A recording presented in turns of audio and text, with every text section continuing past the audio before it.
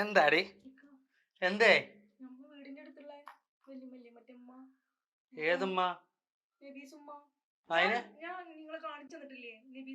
ഈ കാര്യം പറ എന്താ അതിനിപ്പോ ഞാൻ എന്താക്കണോ നീ എവിടുന്ന് എവിടെ ഇറങ്ങിയാല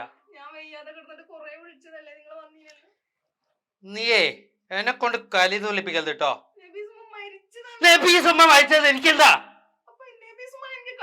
നബീസുമ്മാന്റെ ആളെന്റെ പെറ്റമ്മേ നീ സ്വൈര്യക്കേടാക്കാണ്ട് അകത്തേക്ക് കേറി പോകുന്നുണ്ടോ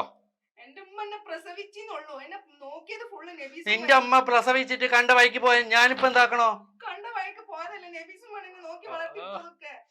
ഇറ്റോ ഒരു തലവേന പടച്ചോനെ നീ എന്റെ തലയിൽ തന്നെ കെട്ടിവെച്ചല്ലോ മരിച്ചതായാലും ജനിച്ചതായാലും ഈ വീടിന്റെ പടി നീ ഇറങ്ങിയല്ല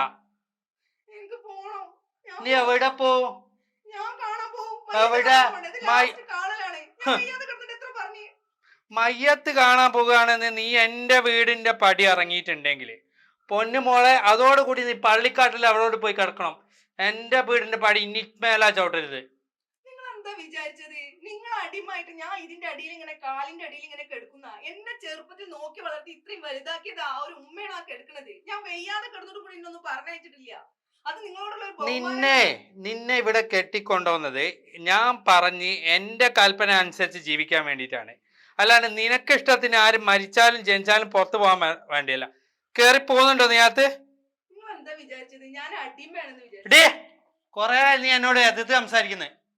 ഞാൻ പോവും ചെയ്യും, മയ്യത്ത് കാണും ചെയ്യും, 2 ദിവസം അവിടെ നിൽക്കും ചെയ്യും. നീ റസാക്കിന്റെ ഓളാണെങ്കിൽ നീ ഇവിടുന്ന് ഇറങ്ങിക്കഴിഞ്ഞാ പിന്നെ ഈ വീട് നീ കാണൂല.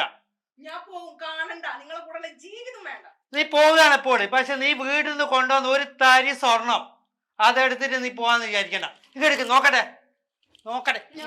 ഞാൻ പോവും.